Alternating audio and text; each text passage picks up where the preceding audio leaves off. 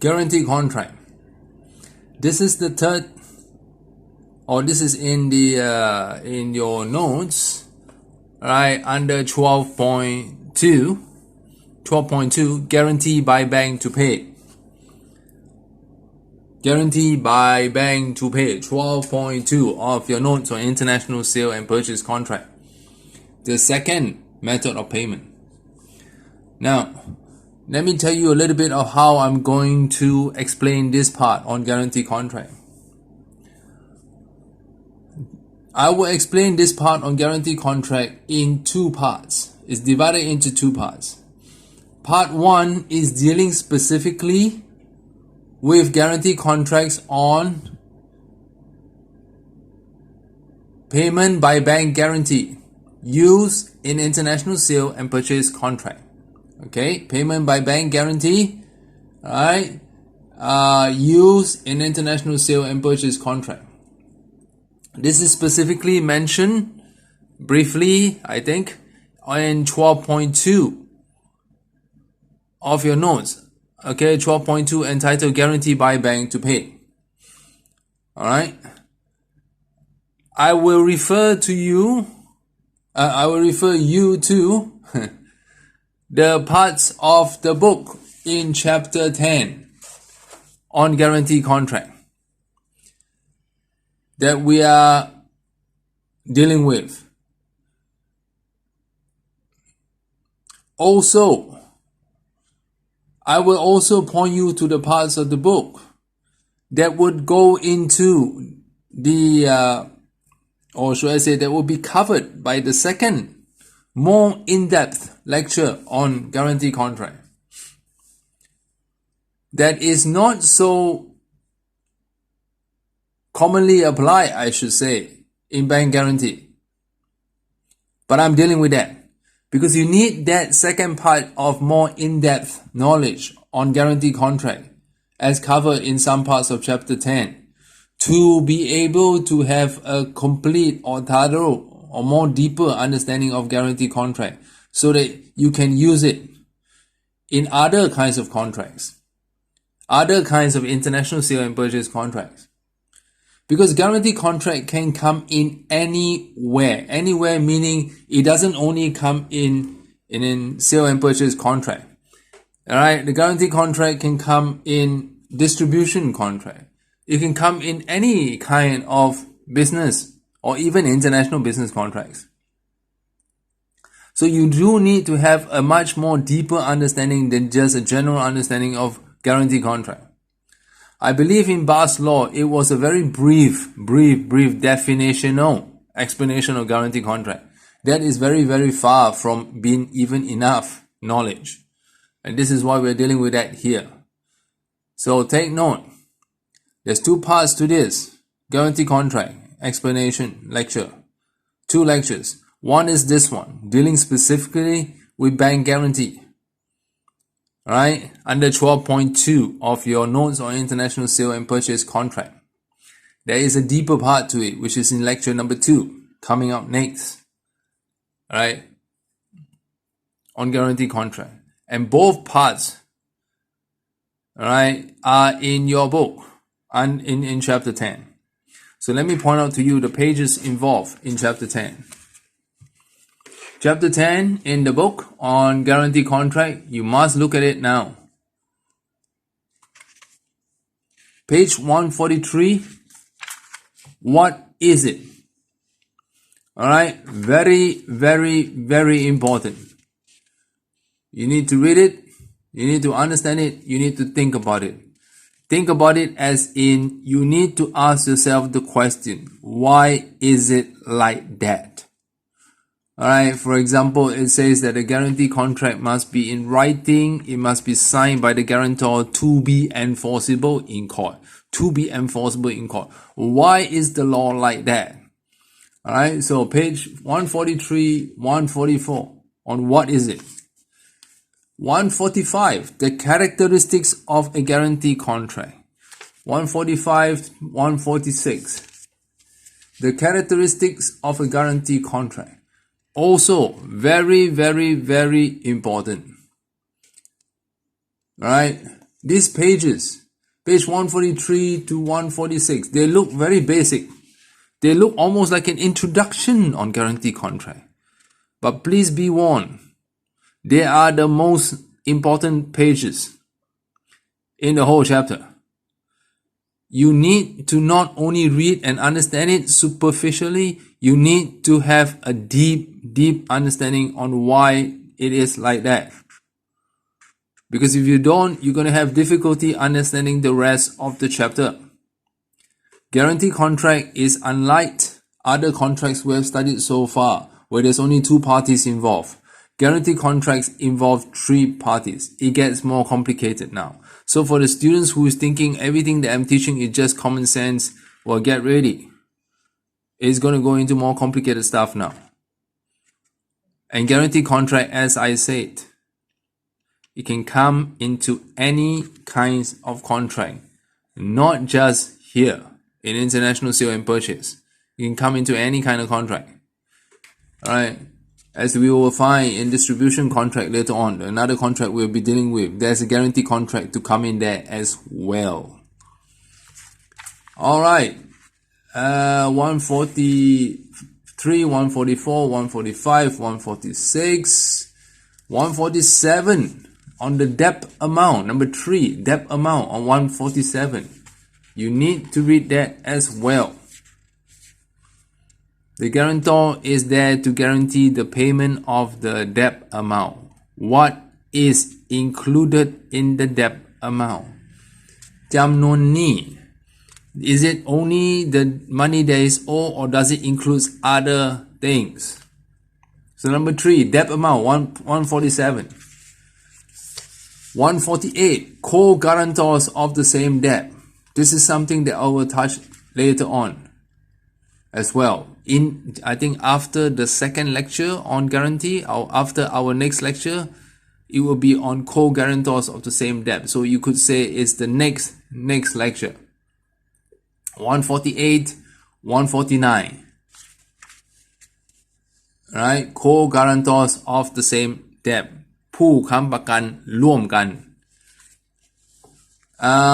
and then 150, rights of guarantor before making payment of debt. Here, the parts that is important to you is 6.2 on page 150. 6.2 on page 150, but of course you have to read the first paragraph of number 6. Rights of guarantor before making payment of debt, page 150. 6.2. Page 152. Rights of guarantor after making payment of debt. Here you need to read 7.1, 7.2. So you are basically having to read page 152, 153, and the top of 154. Alright? In other words, all of 7.1 and 7.2.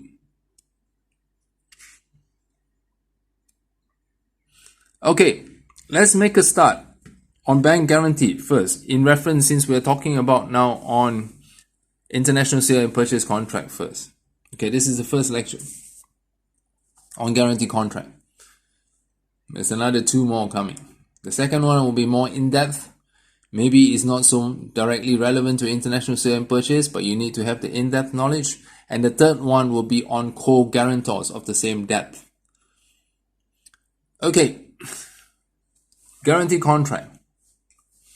Now, this is the basic structure involved. Of course, you have the sale and purchase contract here. And you have the guarantor here. In the international sale and purchase contract, the guarantor is, of course, as we say, a bank. Or sometimes in Thai, they like to use the word bank guarantee, bank guarantee. Alright? The guarantor here in Thai you call ผู้ค้ำประกัน and you have here the guarantee contract สัญญาค้ำประกัน guarantee contract. This is the guarantor. This is the ผู้ค้ำประกัน right? And in the sale and purchase contract sense, it is the bank. or you call the bank guarantee, which is this guarantee contract. This kind of contract is probably the most popular contract used as part of the method of payment in domestic inside Thailand sale and purchase contract. They use this kind of bank guarantee contract a lot. So this one you could say is the most common one in domestic inside Thailand, within Thailand sale and purchase contract. Alright, international maybe is not so popular. Okay, so just the very basic stuff first. Now listen carefully. Things will go from simplified to more complicated. Okay, I'll start from the most simplified form first. The guarantee contract works. If you look at the first page of chapter 10, right, there's a definition there. It says under section 680 of the Civil and Commercial Code, okay, Mata 680 of the Pamon Pang Panin, Pamon Gomai Pang Panin, alright. Let's read the definition there because I think the definition there is simplified enough to explain the meaning. A guarantee is a contract. Page 143. A guarantee is a contract whereby a third person,บุคคลที่สาม here. Alright, this is the first person, this is the second person, this is the sale contract. Alright, third person is here, บุคคลที่สาม called the guarantor, binds himself, ผูกพัน to the creditor to satisfy an obligation, right, to perform a duty in the event that the debtor, which is in our case in sale and purchase contract is the purchaser, fails to perform. So what it's saying here, look at it carefully. Again, the first paragraph of section 680 in your book on page 143. What it is saying there is that there is, you could say, the main contract here, or in the legal term they call it the principal contract here, or in Thai they call Sanya Pratan. In other words, the main contract is here. This is the contract where it creates the debt to be paid by the purchaser. That's why the debtor is called the purchaser is called the debtor, because the purchaser is the one who has to pay the purchase price. Right? So you could say this is the main contract, the principal contract. Everything arises from here. Take note at this point, a very important thing. The guarantee contract would not be necessary. This would not have to be necessary at all if there is no principal contract or sale contract in our case that created the debt. I repeat, there is no need for a guarantee contract at all if there is no principal contract here or the sale contract in our case which created the debt of the purchase price in our case. Alright, so everything starts from the debt that has to be paid by the purchaser. In this case, it's the purchase price. Alright, so if you look at the definition, the purchaser has to pay the seller because of the sales contract. The purchaser doesn't pay. When the purchaser doesn't pay, then you go to the guarantee contract. That is why the guarantee contract, sometimes they call it the accessory contract or Sanya Upakon. Accessory contract. Accessory because this contract cannot stand alone. This contract cannot exist alone like that. Alright, it needs to come in only as a supporting role to support this contract. In the sense that if this person doesn't pay, then it goes to the guarantor to pay. Alright, so you could say in a simple word, you could say that the level 1 debtor, or they call ลูกหนี้ชั้นหนึ่ง the level 1 debtor is the purchaser to have to pay because of this contract that created the debt, the purchase price to be paid. If the debtor cannot pay, then it goes to the level 2 debtor.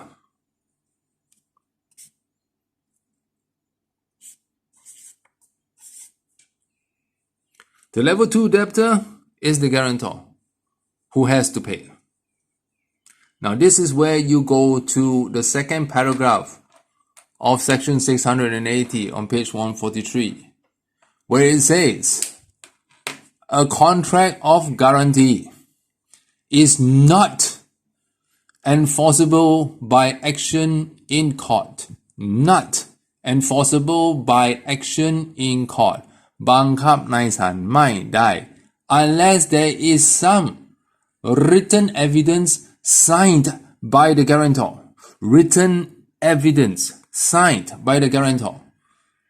In other words, this guarantee contract, in order to be enforceable in court, alright, this contract, in order to be enforceable in court, alright here, enforceable in court, บังคับในศาลได้ เพื่อบังคับในศาลได้ enforceable in court, alright, the contract has to be signed by the guarantor ผู้ค้ำประกันเซ็นชื่อ Take note, the law says guarantor. It didn't say that the creditor has to sign. The guarantor has to sign. Why? I think it's common sense. Because if this person don't pay, the guarantor has to pay, which means that the creditor would have to come and ask the bank to pay. What if the bank don't pay? What if the bank don't pay? This is why there must be the signature of the bank here. To show, to prove, to act as the evidence that the guarantor agreed to pay. And if the guarantor don't pay, the guarantor has breached the guarantee contract. And the creditor can claim the guarantor for breach of the guarantee contract in court using this written contract signed by the guarantor.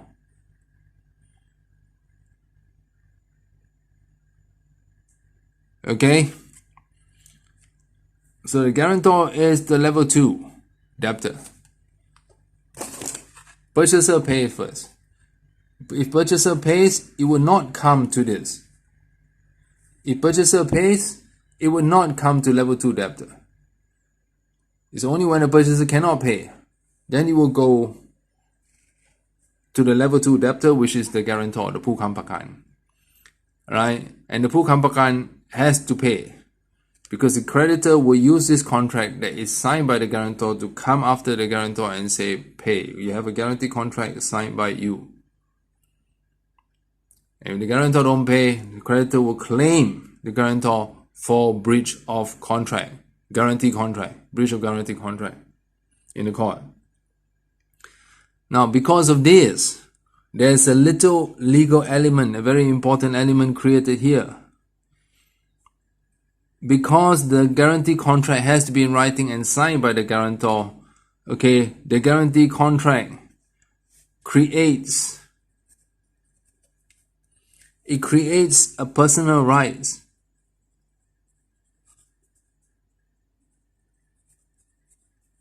for the creditor. It creates the guarantee contract because of it being writing and signed by the guarantor, creates a personal right for the creditor to be able to come after the bank to get payment. Okay? And this one, enforceable and signed by the guarantor, this is in part 1. What is it in the book? Creating the personal right, this is in 2.2 of the book. Go to have a look. 2.2 of the book. creating the personal right for the creditor to go after the grantor to get payment. Alright, now this is what many people understand the guarantee contract to be, right? But unfortunately, the understanding is correct but not complete. Not complete. If you understand it just up to here and say this is all there is to it, you would draw the conclusion that don't be the guarantor, because you're going to end up paying somebody else's debt from a contract that's entered into by somebody else. In that case, who wants to be a guarantor? And this is where it leads people to the conclusion that, oh, the guarantor must be somebody that is related, closely related to the purchaser. There's no law that says that. And if you understand the next step from here, you will see that this kind of close relationship between the two is not necessary, and the law doesn't say there must be a connection between these two. In fact, the law quite specifically say that the guarantor and the purchaser, alright, they do not know each other. And the law specifically say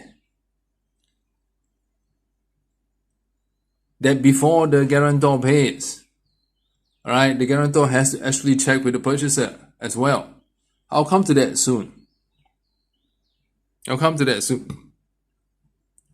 Okay, now, the next part of the story is this. This is the part that many people don't see. Purchaser don't pay, guarantor pays. So let's see. Let's use a different color here. Guarantor pays. Doop. Money goes. Alright. US dollars, let's say. Purchase price. And let's say it's 100,000 US dollars of the purchase price that has been paid. Now, look carefully. When the guarantor pays to the seller, something else happens at the same time. When this payment goes from the guarantor to the seller, something else came at the same time. What comes at the same time? Rights. What right? The right of the creditor. What I'm saying is, when the money is paid by the guarantor to the seller or the creditor, the guarantor becomes the creditor. Once the money is paid into the seller, the guarantor becomes the creditor or becomes the seller, so that the guarantor can go after the purchaser for payment of the debt. And this dark green part here is a process called the subrogation.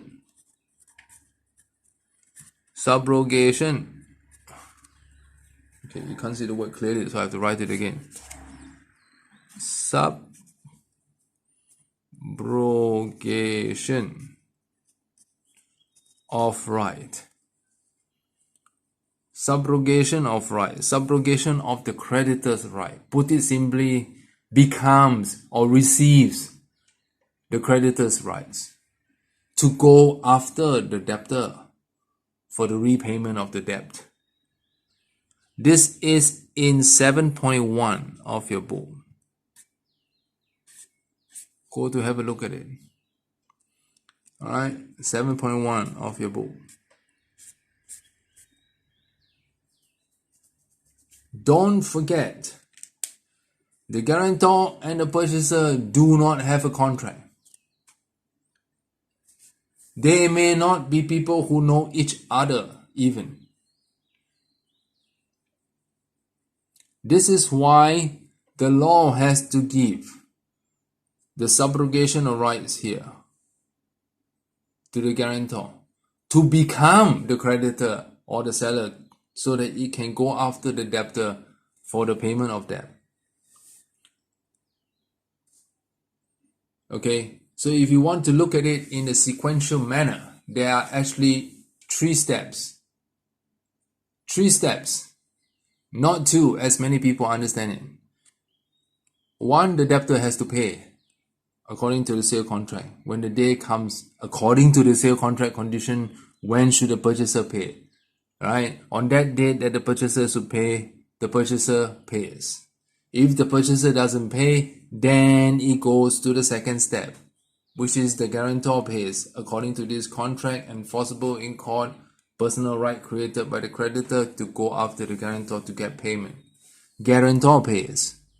When the guarantor pays, the guarantor receives certain rights at the same time, receives the right to become the creditor or the seller so that it can go after the purchaser for the repayment of the debt. This is the step 3, the third step. The law has to provide this subrogation of rights. If not, who wants to be a guarantor? Nobody would want to be a guarantor if that's the case. Alright, this is explained in 7.1 of your book. Go and have a look. Okay, the subrogation of rights.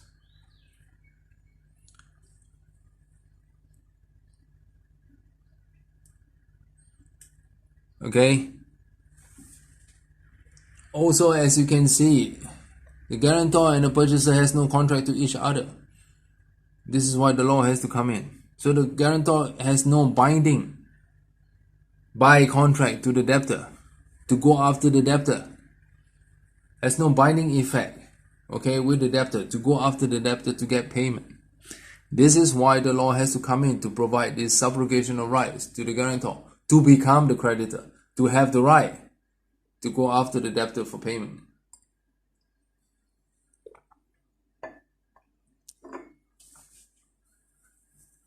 Alright, so far?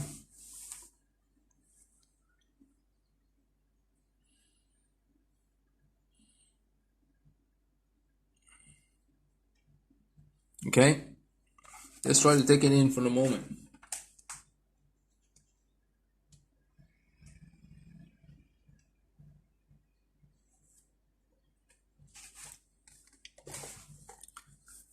Now, if you're clear so far, let me mention two more things for just this part.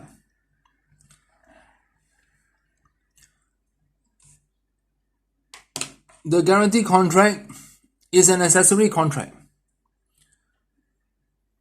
and a sanya upakon, which means that it is a supporting contract. It supports the main contract. As I said earlier on, the guarantee contract cannot stand alone. It's like the mouse to the computer. The mouse cannot exist alone without the computer or the notebook.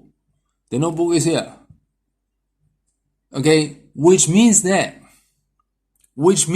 in an indirect way, and this is mentioned in 2.4 of your book. This contract, 2.4 of the guarantee chapter, okay, chapter 10, which means that this sale contract has to be a valid contract in the first place. Valid contract, 2.4. Valid contract means it has to be a legal contract in the first place.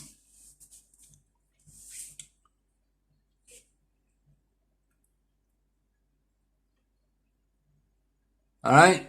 So, for example, a sale contract, you cannot have a sale contract of buying and selling amphetamine pills, buying and selling bombs. This will not be a valid sale contract. If this contract is not a valid sale contract, for example, it's illegal, it's not a juristic act, then the guarantee contract would also be illegal and non-juristic act as well. So there's no guarantee contract as well. The guarantee contract will be void. Simply put, if this contract is void, this would automatically be void as well, because this comes in to support this. So make sure that the Sanya Prathan, the main contract, the principal contract, has to be a legally valid contract first. Another common example could be in the loan of money contract. We don't study loan of money in our subject. I think you touch upon it in Bas law. Loan of money contract, Sanya Gu Yum Ngen, where you have the lender here who is the creditor, Jiao Ni, and you have the borrower here who is the debtor, the Luk Ni. Right? Now, in the loan of money contract, the loan of money contract is void if the money is not transferred from the lender to the debtor. Right? The loan of money contract is completely void in the Thai law if the money does not get transferred from the creditor to the debtor. The loan of money contract is void. So if you have a loan of money contract like that and you have a guarantee contract like that, but the money doesn't get transferred to the debtor, the loan of money contract is void. And when it goes void, the guarantee contract would also automatically void as well. Alright? Now there's one other thing that I better mention to you. I have to bring in a different color here so you can see it. There's no space to write anymore. This is mentioned in 7.2 of the book. 7.2. What it is saying here, the law which 7.2 is dealing with, says that before the guarantor makes this payment here, before the guarantor even pays, right? Purchaser don't pay. Creditor comes to the guarantor and say, he don't pay. Alright, the thing go blur, I don't know why. Okay, let me just mention again, sorry. Purchaser don't pay. Alright. Then the seller or the creditor goes to the guarantor and say, debtor don't pay, now you pay. Now before, 7.2 deals with this. Before the guarantor pays, guarantor must do something else first. What must the guarantor do? The guarantor would have to confirm or check. Alright, I have to check with purchaser to see if the purchaser has already paid or not. Because you see, if the purchaser has already paid the 100,000 US, but the guarantor doesn't know that the purchaser has already paid, right? The guarantor doesn't know that the purchaser has already paid the 100,000 US. So the guarantor thinking, oh, creditor comes to me and get money. I'm the guarantor, so I pay. So I pay as well. So the creditor has gotten two payments from one transaction. The creditor gets a payment from the debtor of the purchase price 100,000 US. They get another payment here by the guarantee contract, another 100,000 US. The creditor gets payment twice.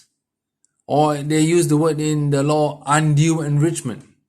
The seller has been unduly enriched by an extra 100,000 baht, extra 100,000 US dollars. This is why, right? The law says that before the guarantor does this, right, the guarantor should check with the purchaser. Go to the purchaser and ask and say, hey, I'm your guarantor. Show this guarantee contract to the purchaser and say, I'm your guarantor for the sale contract. Show the guarantee contract as a proof. The guarantee contract will be signed by this person. It will mention about this transaction in the guarantee contract, right? And ask the purchaser, have you paid already? If the purchaser says, no, I haven't, then the guarantor pays. What if the guarantor doesn't do this? What if the guarantor doesn't go to check? If the guarantor doesn't go to check, and the guarantor makes this payment here, and then later, the guarantor finds out that, oops, purchaser already paid as well. So the seller has received an extra 100,000 baht, extra 100,000 US dollars from me. What am I gonna do? Can the guarantor use 7.1 and go after the debtor for the money? No. Because if the guarantor goes after the debtor for the money, the debtor is going to say, hey, don't come to me. Don't come to me. I already paid. I already paid. Right? The guarantor is stuck with the situation that the seller lied to him, or her, or it, that it has not received payment. It has.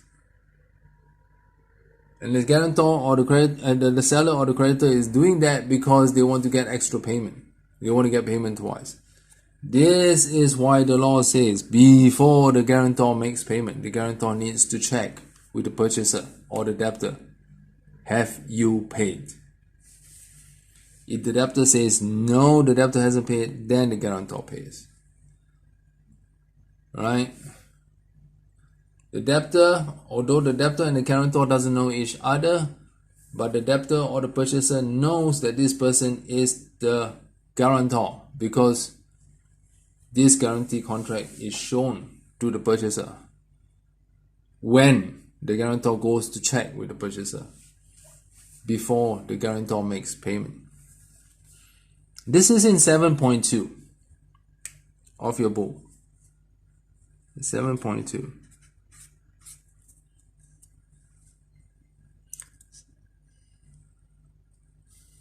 Let me see if there's anything else. No. Okay. Yeah, so for this very brief introduction part on guarantee contract and how it's applicable to bank guarantee in the international sale and purchase contract, this is all the information I can give you for that, specifically for international sale and purchase contract. Alright, in the next lecture, we will move from here into a few other things that takes this even deeper.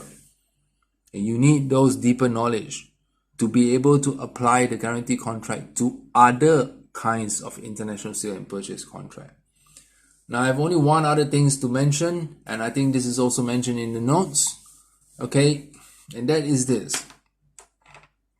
I use here for simple explanation a guarantor with a guarantee contract. Alright, with a guarantee contract signed between the seller and the guarantor. But take note, you can see here it's quite easy to see because the guarantor guarantees the payment of the purchase price. But take note, this is just an example, and it's also not saying, I repeat, not saying that the guarantor can only come in to guarantee the seller. Nah. The guarantor can also come in. The guarantor can also come in here, right, to provide a guarantee to the purchaser. Guarantee what? If the seller doesn't deliver, right, the guarantor pays the purchaser. The things? No. As I say in the notes, it pays the purchaser the damages equal, the damages amount equal to the price of the things, or at least equal to the price of the things. So don't think that the guarantor can only come in here to act as a guarantor for the seller. It can also come in here to act as a guarantor for the purchaser as well. I know this is not very common, but there's nothing in the law stopping that from happening. Okay, see you in the next lecture.